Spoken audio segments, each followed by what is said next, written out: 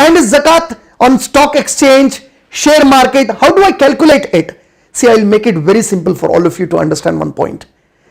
Remember one thing. When does zakat become obligatory upon you? It becomes obligatory when two conditions are met. Don't get your mind into big confusions for this. Two conditions, unless they are not fulfilled, you are not eligible to pay zakat in Islam.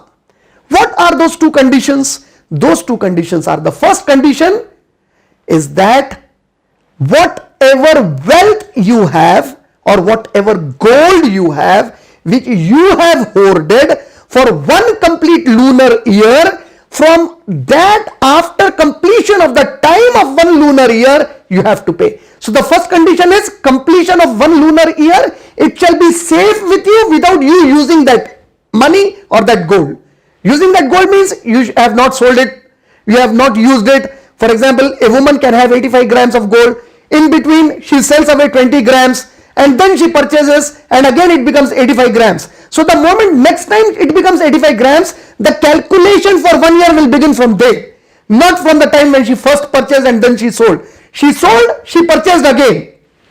Again from there, that 1 year has to be calculated. And when you calculate that 1 year, 2.5% has to be given as zakat. So first condition to become eligible to pay zakat for a man and a woman is the money or the gold that shall be hoarded with them without using it at any given point of time in one complete lunar year. If it equates 85 grams of gold or an equivalent value, then 2.5% of it you will have to pay as zakat.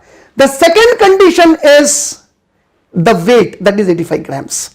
So first condition, time period. Second condition, the weight. Unless these two conditions are fulfilled, you are not eligible to pay zakat. If someone has 80 grams of gold, 84.5 grams of gold, not 85 grams, they are not eligible to pay zakat. Yes, by their will they want to do it, it's up to them. Obligation doesn't fall upon them from Islam. And if one doesn't pay the zakat after they have fallen into the category of those eligible to pay zakat, whether the man or the woman, then remember the warning in the Quran. In Surah Tawbah, Surah number 9, ayat number 35, Allah subhanahu wa ta'ala said that those who hoard gold and do not pay the due on it, they shall be punished on day of judgment by melting the same gold, and they shall be punished with the hot melted gold. The same thing Allah will use to punish them.